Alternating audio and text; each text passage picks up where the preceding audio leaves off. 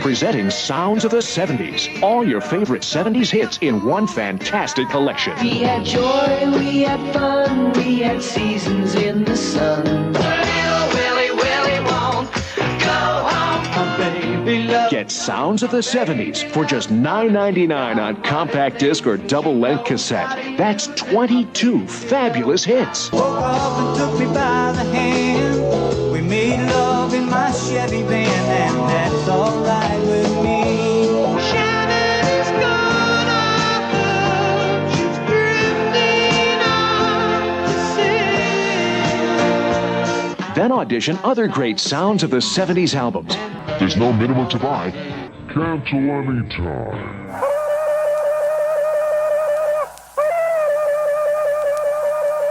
If by any chance you would make a mistake to try to come in and take any one of us, we will not let you. You will die. You will have to take anybody over all of our dead bodies. Love is the only weapon. Martin Luther King died with love. Kennedy died talking about something you couldn't even understand, some kind of generalized love, and he never even backed it up. He shut down. Bruce, love is the only weapon with which I got to fight. I got a hell of a lot of weapons to fight.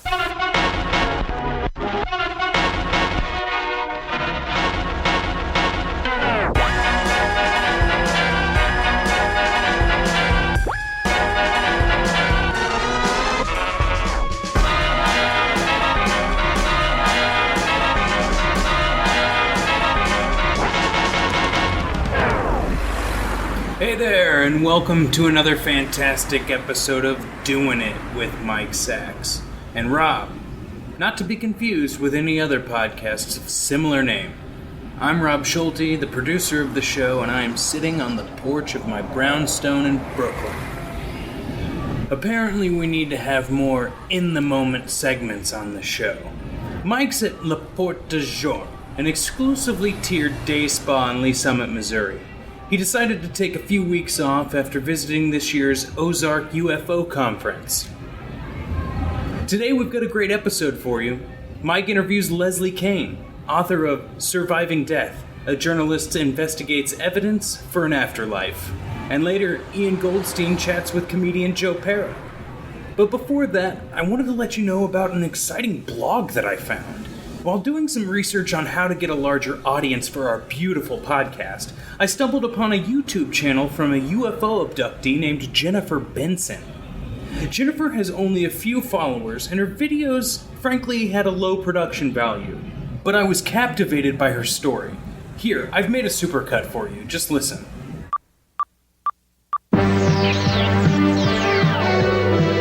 Hey, it's Jen. So let's get right to it. As you all know, I've been abducted at least once a week for the past 20 odd years, and yet I can never remember the process being so ridiculously aggravating. Last night, aliens awoke me as usual at 3 a.m. They were all standing around the bed, fine, so far so good, but then things spiraled totally out of control. It took more than 5 hours to be processed and taken aboard the craft against my will. Lead alien looked totally overwhelmed and frazzled. Can't blame her, it's not her fault. She's just an alien underling. But 5 hours? Craft was jam-packed with other abductees, all looking just as miserable. Another prisoner was sitting in my assigned seat, which was filthy with some kind of crumbs. Beyond that, I've always had a window, albeit a small window, to look out at Earth as we've zoomed away. Not this time.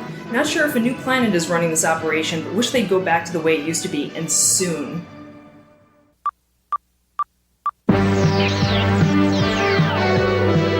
Jen here. Is anyone else nostalgic for the days of getting anally probed without having to fill out a million insurance forms? Without proving that you've no allergies to this mysterious intergalactic alloy? Without the alien nurse having to call her superiors back on the home planet to get the go-ahead? Without lying nude for hours, cold and shivering, waiting for the other alien doctor to finish with all his other probes so that he could find the time for you? I could have just as easily chosen my own gastroenterologist, the very capable and much more convenient Dr. Epstein, for the rectal probe. Then again, he doesn't accept Aetna and the aliens do. Frustrating!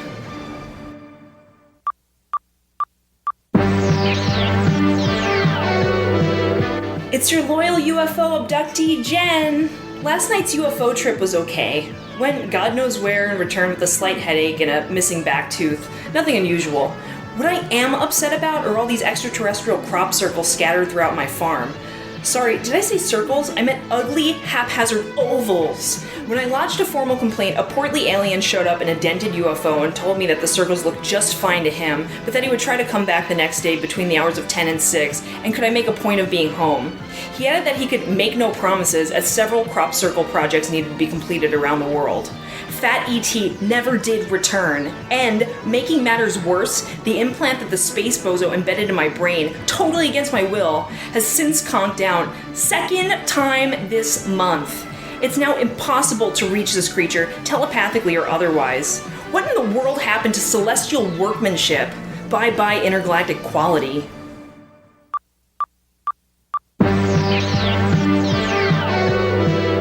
I can barely write this, my hands are shaking so hard. Really, really upset. Obviously, I'm definitely not the high-maintenance type who complains about the baffling gelatinous food that the aliens feed you during an abduction, or the tedium of the walking autopsy you have to endure. However, one thing I cannot handle is when I miss a connection. You ever experience the joy of sprinting through the corridors of a distant spaceport with your abductors, all of their probes and manacles rattling in their luggage, just to try and make it to the next outdated cosmic vessel before it hyperdrives? And all because of their incompetence with scheduling? Not a fun time. I was supposed to meet a girlfriend for an early dinner. That did not happen. Exasperating.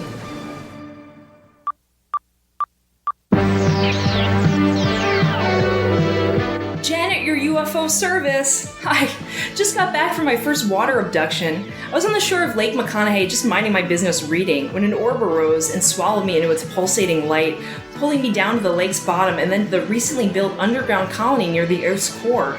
Never again. Here's the thing. When you colonize a settlement in the center of a distant planet way ahead of schedule, there are going to be problems, especially with the plumbing. What was the rush? There were days when the entire subterranean base turned into a sloshing sewer. My captors couldn't begin to understand why I was complaining so much. Here's a hint. Maybe it was because I was the only one down there with a nose? Also, is there not one alien who understands English? Maybe they didn't hear me. While I did enjoy having my consciousness reconstructed so that I'm now witness to the formation and destruction of the universe and all of time as if it were one contained event, I wouldn't do this again, or at least until they get all the kinks worked out.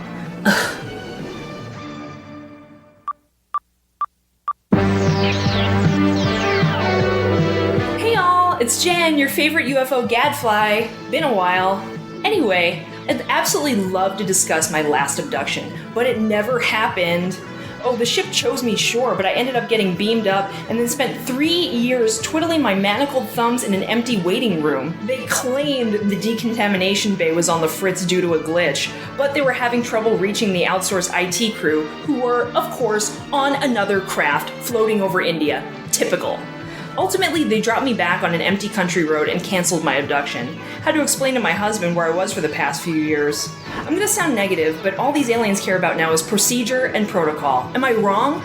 I remember a time when their number one priority was affectionately draining my blood and replacing it with a secretive, foamy substance that made me shake and levitate. That doesn't happen anymore. The universe is going downhill big time. Believe it. Until next week. My Chevy van, and that's all right with me. Next up, Mike talks with Leslie Kean, author of UFOs, Generals, Pilots, and Government Officials Go on the Record, and more recently, Surviving Death, a journalist investigates evidence for an afterlife. Mike and Leslie spoke by phone. What I like about your work is, and you've said this about these near-death experiences, that you're not a believer so much as you are someone who just recognizes that there is actual serious data and there's a physical phenomena that exists here. I think that's a great way to approach it as a journalist. Can you tell me how you came to this subject, near-death experiences, and why you wanted to spend years working on it as a book? You know, I spent a lot of years studying the UFO phenomenon. All the time that I was doing that was this question of survival after death, and I've been poking around with it. At at the same time, just not publicly putting anything out there.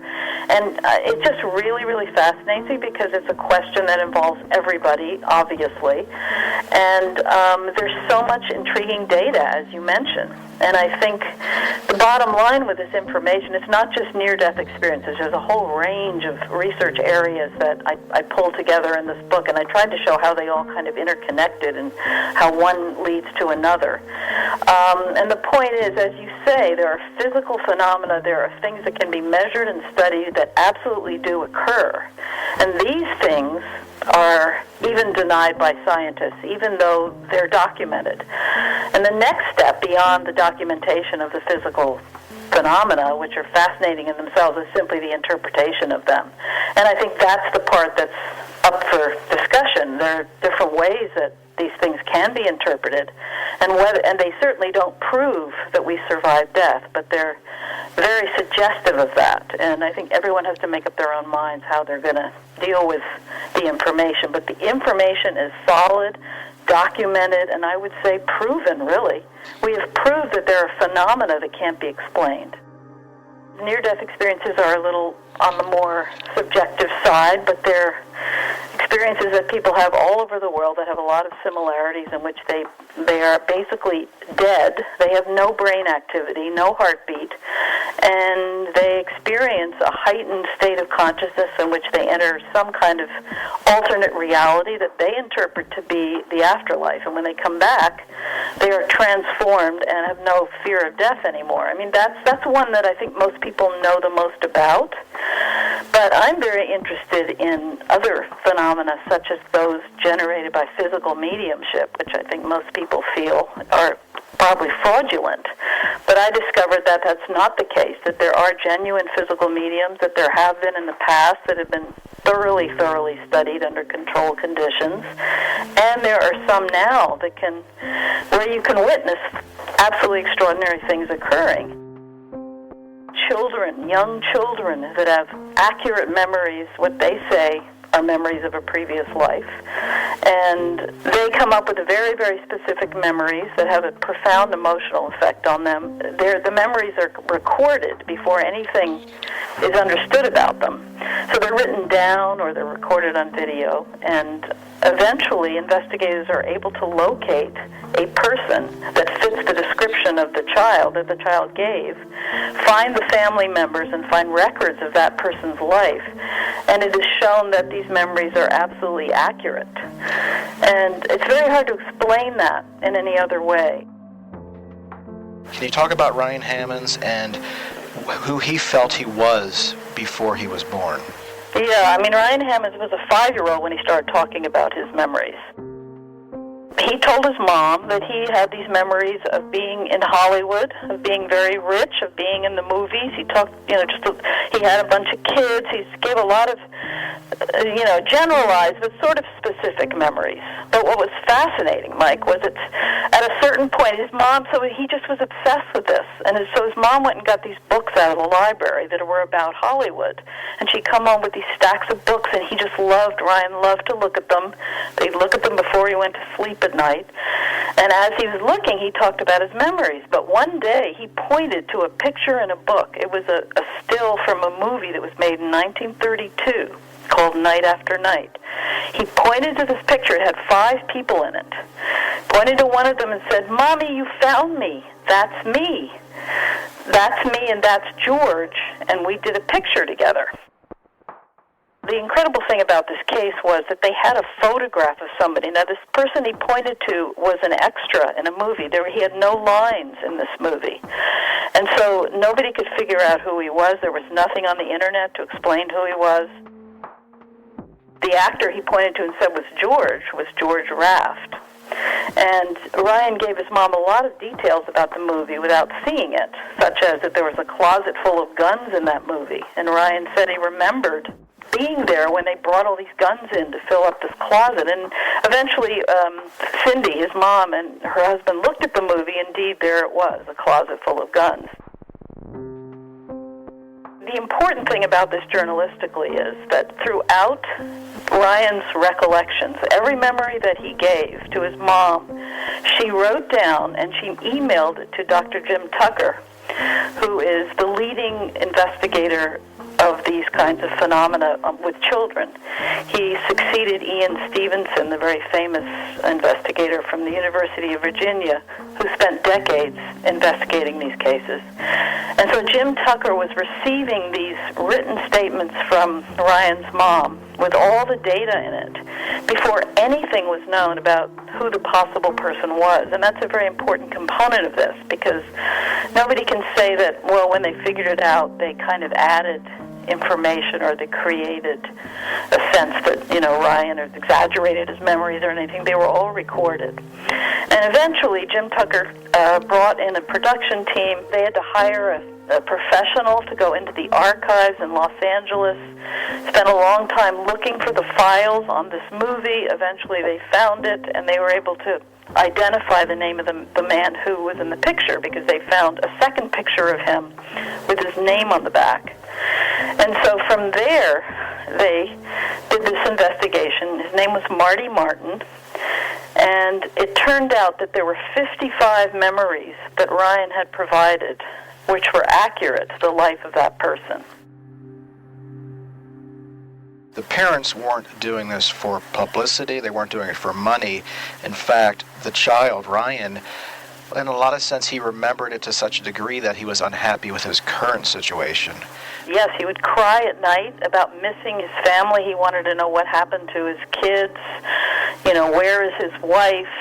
Sometimes he even talked kind of like an adult. And it was almost like he sometimes wasn't clear about when he was Marty and when he was Ryan. And this is somewhat unusual for him. This was Marty Martin, an actor who even the Hollywood experts had trouble figuring out his name and his background and his information. Right. There was absolutely nothing on the internet at the time about this person. He was listed as one of the people in the movie in the credits, but his mom assumed that wasn't Marty Martin because the guy in the movie had no lines. So she thought, well, he's just some extra. He's not even listed in the credits. So she was completely baffled. There's absolutely no way that this couple who lived in Oklahoma in a small town and were very upset about what was going on, that they could have created this situation or hoaxed it in any way. It's a devastating thing for a family when this happens. They weren't getting any sleep. Brian was up all night crying, having nightmares. He was having nightmares about a mean senator that he... A mean senator? Isn't that a... What child has a nightmare about that? It's so strange. Very strange. He talked about this senator... he said it was Senator Ives. Senator Five, he called him. And Senator Five was a really mean man, and he said when he was Marty, he knew this man, and he even pointed to a map for his mom and said that he went to New York. He said that's where Senator Ives is, and he pointed to New York on a map. He actually called him Senator Five, but eventually, when they identified Marty Martin, they were able to figure out that Ryan had been talking about Senator Ives, who was a senator in New York State, and Jim Tucker thought that the Five and Ives were close enough. But yes, what children dream about someone they called a senator? Well, what did happen with Senator Ives? Well, I don't know that. I tried to find out that too, Mike. I tried to find out more about, I tried to find records that Senator Ives had some kind of criminal background or something. I even hired an archivist at the Cornell University Archival Records, which is where all Senator Ives' records are.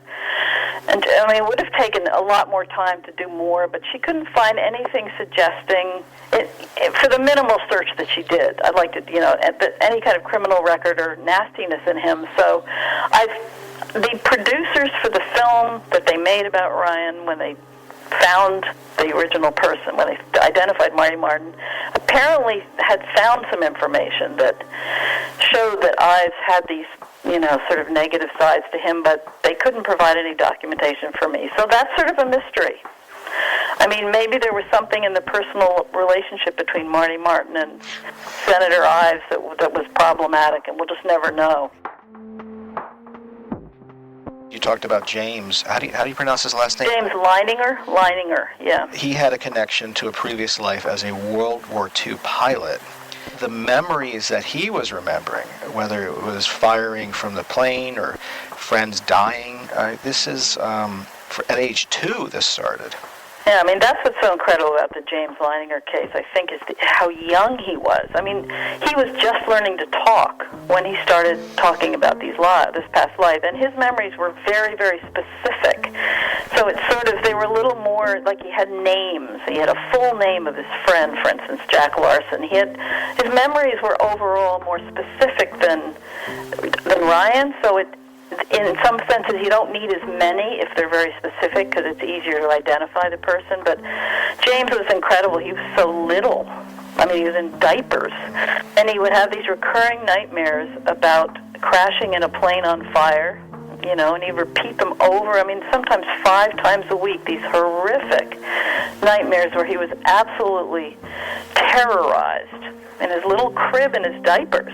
And eventually he was able to talk about the nightmare, and he said he was basically dreaming about dying in his previous life. And he was able to talk about the name of his friend. He said that he was in a plane that took off from the Natoma, which was the aircraft carrier, and a whole bunch of other very specific things.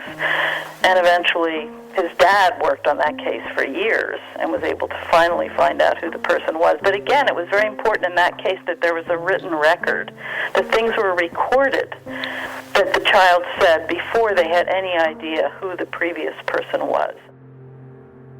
Now, I remember growing up where Shirley MacLaine was talking about past lives, and she was mocked outwardly. Well, I think there's a difference because I think, the kind of cases that most people talk about are like, some adult person goes to a regression therapist, say, and has some memories. But there's no way to know if they were actually true or not. And what's important about these cases, and this is why I focus on them, is that, number one, you're dealing with very, very young children who have not been influenced in any way. And number two, their memories are actually able to be verified to the life of one specific person. And so I think the Shirley MacLaine kind of cases were not in that category at all, so they weren't really evidential. But these are. So that's another component of it, is the fact that there's no way these children could know this information, whereas with an adult, it's a whole different situation. I used to read a lot of books growing up about UFOs, not so much near-death experience. We can get into the UFOs later, but your approach as a journalist is, listen, I don't know whether this is true, I don't know whether it's not true, but I do know that these facts are out there, and I'm going to tell you what the facts are. Whether it exists or not, I don't know, which is really the opposite of a lot of these books where it's almost like a thesis where they're trying to prove to you through personal experience and stories that this happened. But yours is very straight down the middle. This is what happened, this is what I'm reporting on. Right. I mean, I'm not saying this isn't real or this isn't true. I'm saying these facts are true. These phenomena actually exist.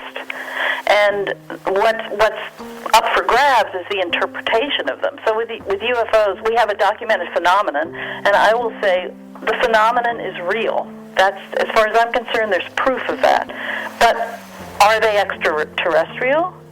Where are they coming from? Why are they here? None of that do we know. And the problem is that the people, being a journalist, that's where I stop, but most people who are interested in UFOs will make all these interpretations of it as if they were facts.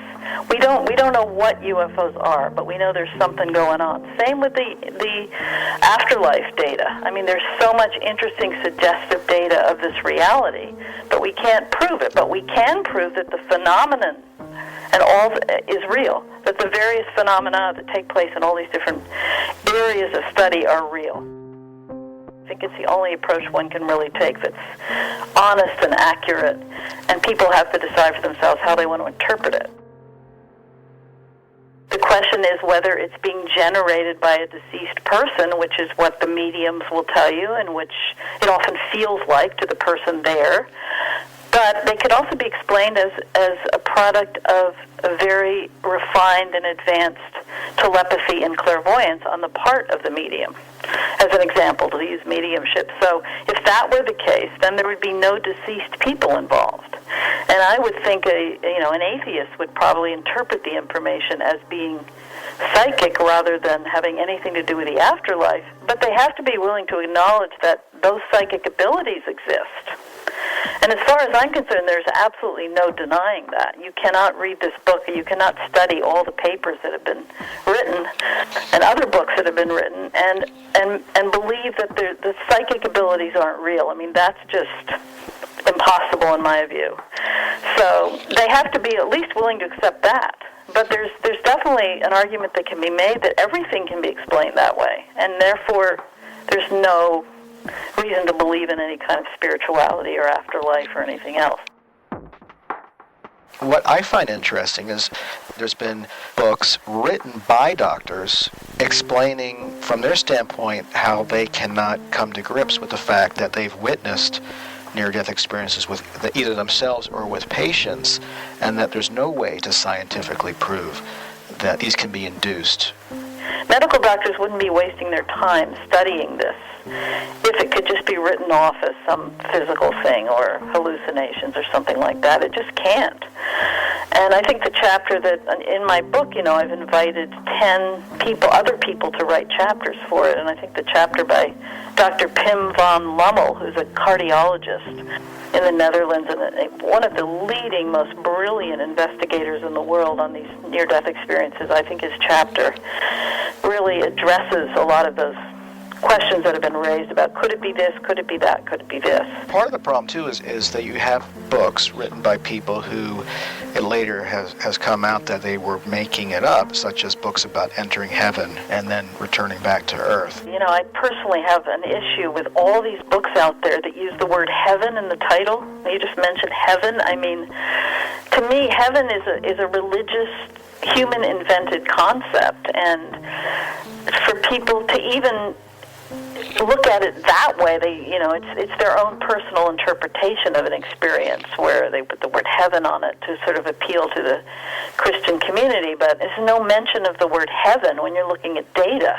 What I'm trying to do is get to the real most important evidential information that's data-oriented rather than personal anecdotes and things like that. Right, which is what you did with your 2011 book on UFOs, which I want to talk about now. And that was really the first book I read where I thought, this is a serious study on UFOs. This is something where you went out and interviewed pilots, military officials, those with a very high standing across the board say, I saw something, to this day I don't know what it is, but this is what I saw. Yep, and I don't think most people understand the high level of documentation that there is on this phenomenon. I mean, many, many U.S. government documents fully establish the reality of the phenomenon. It's just, there is lots of fascinating data, and I've got 5 generals who contributed to that book.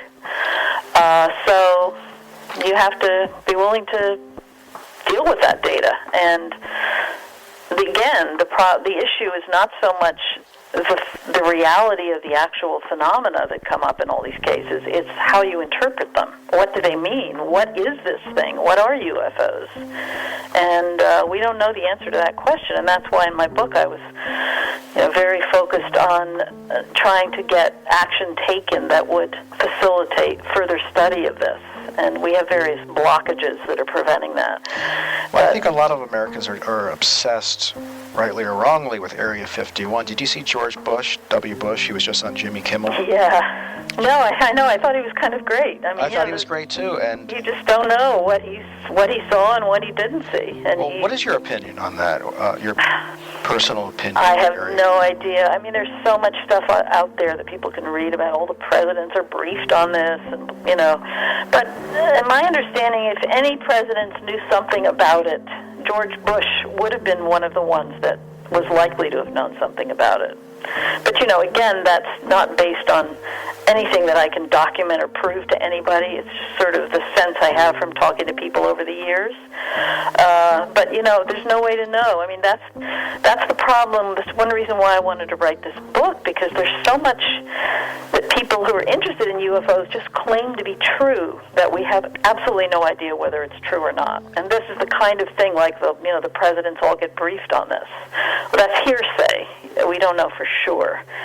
So there's so many unanswered questions about UFOs, and I don't think Area 51 is the place to focus on at all. A lot of mean, attention is going towards that area, and I don't think that's where we should go. I mean, like near-death experiences, UFOs are something that the experiencers, it's a similar pattern across the world, whether it's in Iran, whether it's in Belgium, whether it's in Japan. You hear these stories from pilots in Tehran or Belgium or on JAL Airlines. These aren't the type of people who are going to come out and say something that would in any way affect their standing if they didn't truly believe what they were talking about, what they thought they saw. Absolutely, and there have been studies that have shown that actually the majority of pilots who do see things do not say a word about them. Right. And so we're actually hearing from a small percentage of people who actually see things. But the cases that I focus on in that book and the cases that are significant are ones that involve more data than just a pilot and a crew member seeing something.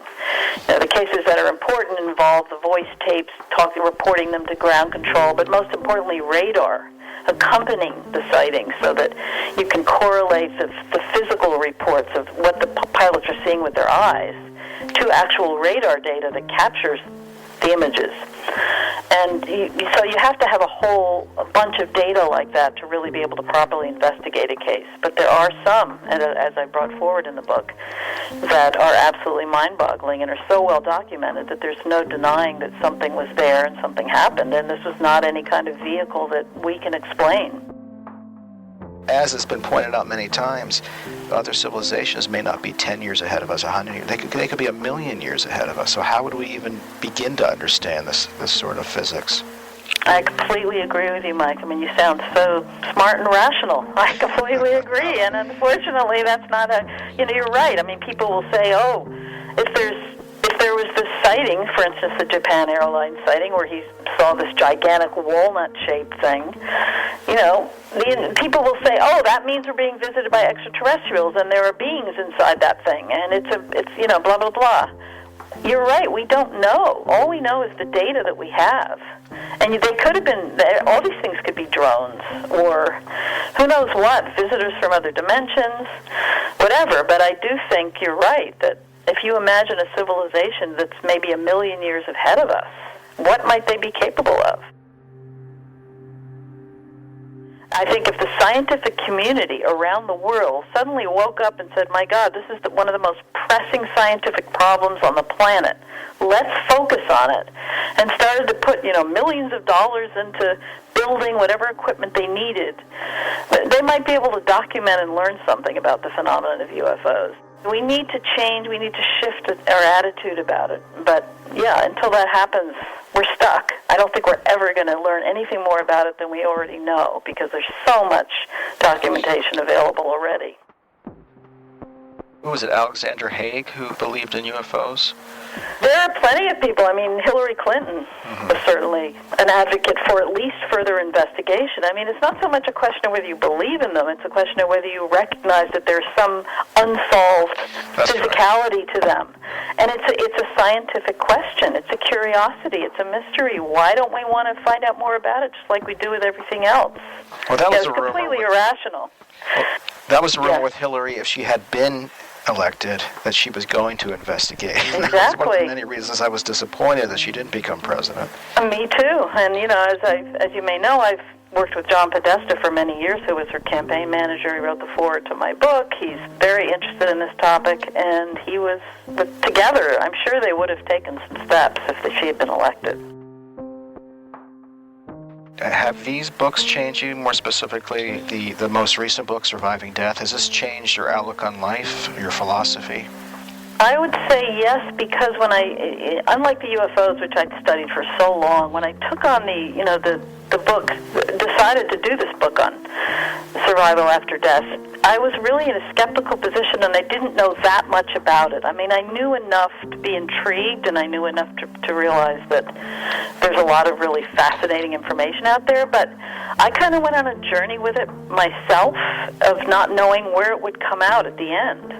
And so, it was a transformative process. I mean, I never thought that the kind of information that I uncovered, both through research, but even more so through my own personal engagement with it, that information would lead me to the amazing conclusion. I mean, I can't even draw a conclusion as to what it means, but I didn't expect that there would be that much incredible, valid, factual information that is so mind-boggling and so mysterious and so suggestive.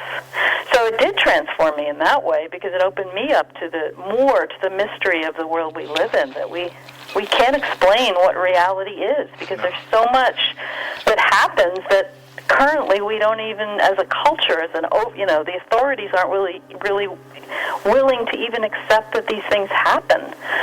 And so when you see something yourself that you see it happen, and you have the scientists telling you it doesn't happen because it can't happen, what are you supposed to do?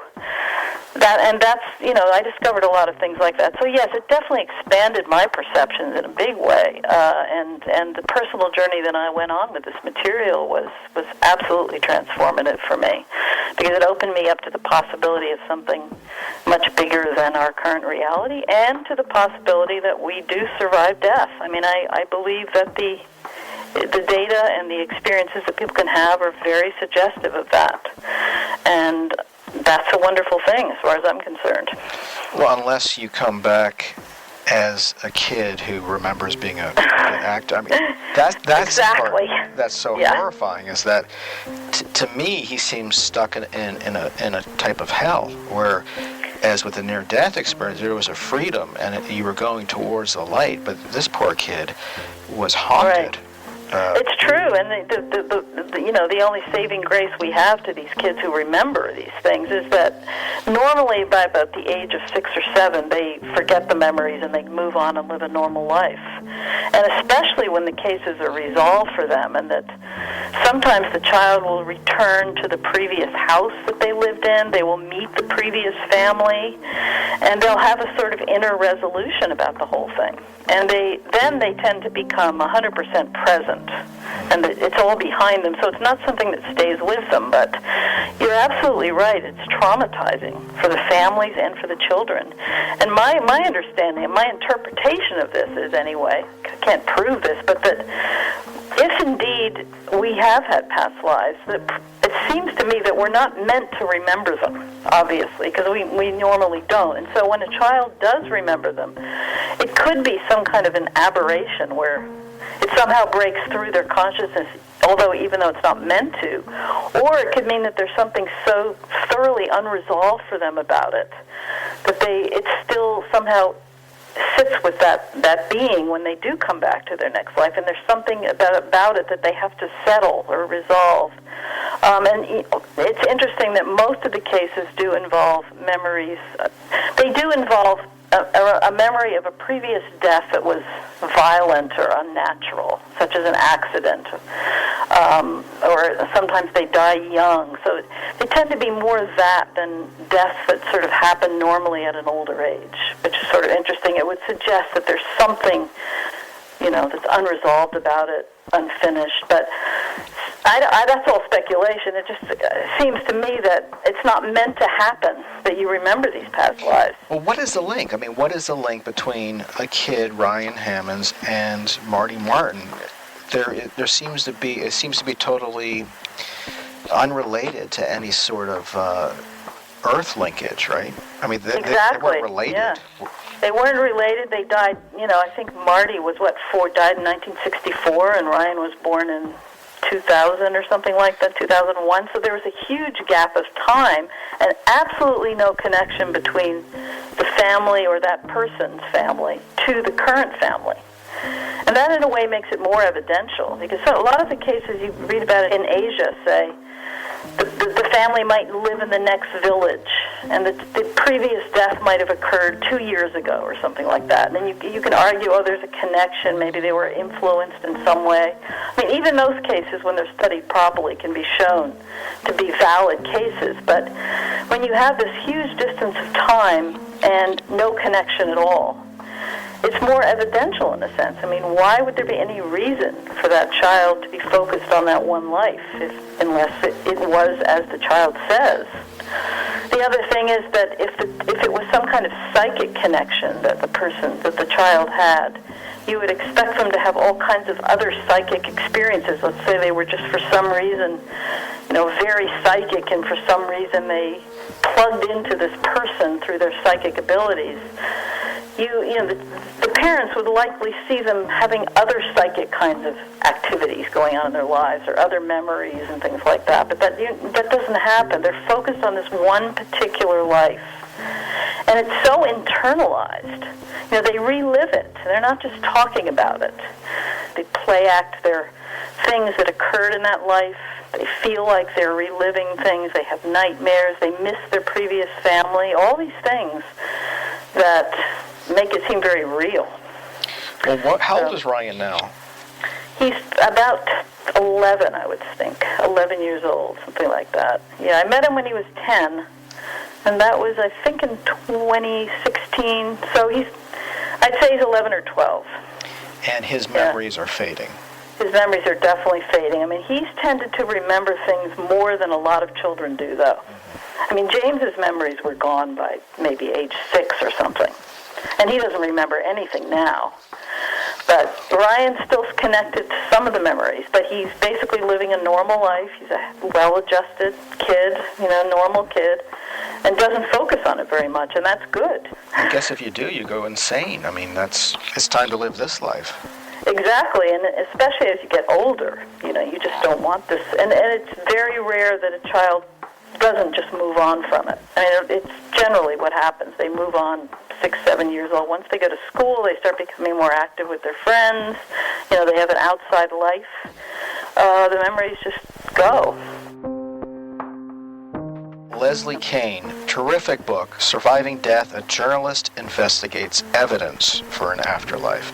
Terrific work. I'm a big fan of your writing, and I'll spread the good word. Thank you so much. So kind of you, Mike. I really look forward to it. And, I'm also still learning a lot about this topic. I mean, I have all these things I still want to read, and, it's not sort of closed for me at all.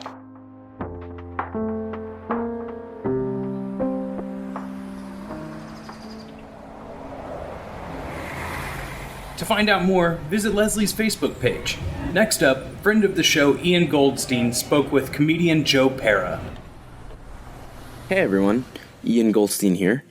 So I got to sit down with Joe Pera. If you don't know Joe Pera, well, he's part of a new wave of extremely talented Brooklyn-based comedians. He's a Buffalo native, and he really stands out among his peers with his quiet onstage demeanor. Pera recently released some fantastic Adult Swim specials like Joe Pera Talks You to Sleep and Joe Pera Helps You Find the Perfect Christmas Tree. In both specials, he does those things. Now Pera has a new show at Union Hall in Park Slope called Summer Nights, which you can see on July 27th, 28th, and the 30th. It features an amazing lineup that includes guests like Kyle Mooney, Joe Firestone, and Connor O'Malley. I spoke with Pera at his Brooklyn office. You may not believe this, but I usually worked physical labor type jobs. So something I'm always curious about with performers and writers I speak with is what type of jobs they had prior to making it. Joe Pera had some interesting answers for that. I worked in a warehouse. I'm very adept at driving a forklift. It was just kind of the jobs I got, and I liked it because it's you don't need to work with people so much. You just kind of do it. One of the best jobs I had was I worked for a bricklayer during school. I can carry a whole bunch of bricks, and I really enjoyed it. And I had a really nice summer. We built pretty much a house, and the first few weeks I was so tired that I would fall asleep during morning coffee break and during lunch.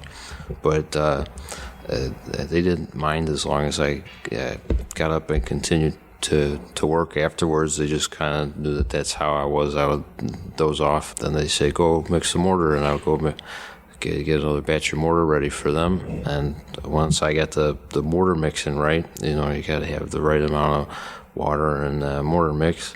And once I got that down, I kind of earned their trust, and it was a really nice summer. I don't know, if you did that right, nobody bothered you. And then they would take me for a hamburger on Fridays. I like to ask writers and comedians I admire what type of advice they would give their self when they started, or anybody else who asks them for advice Here's what Joe had to say.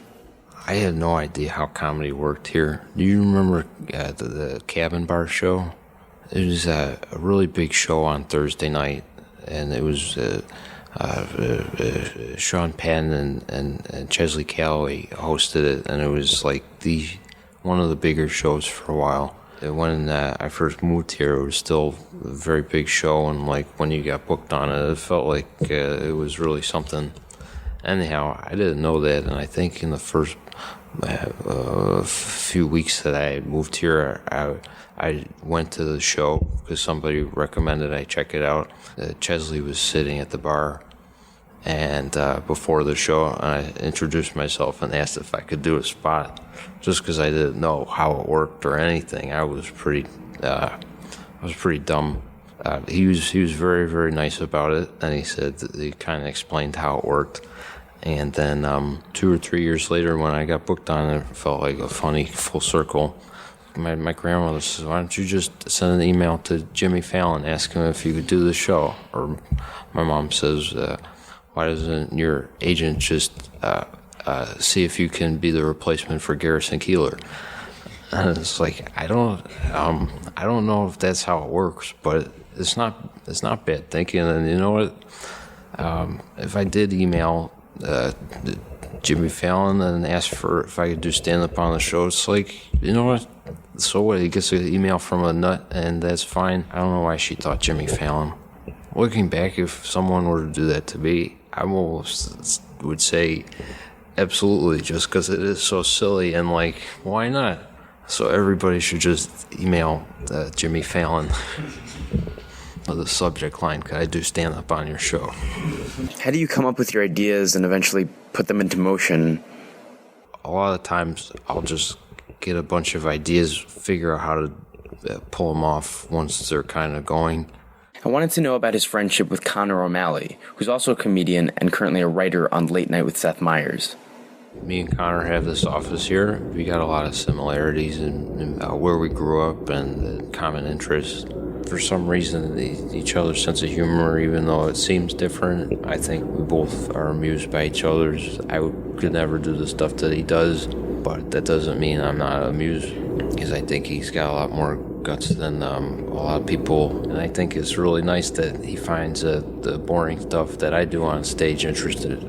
I also talked to Pera about some of his upcoming projects, including Summer Nights, which is a show he's doing at Union Hall, July 27th, 28th, and 30th. Very excited, and with the Joe Pera Summer Nights, it's a way to try out and develop material. Kyle Mooney's on the 27th, Dan Licata is on it, and Joe Firestone and Connor O'Malley. Those 3 people are helping me write the show, and they're going to be on the show too. So it'll be just like a nice evening with the people I find funniest.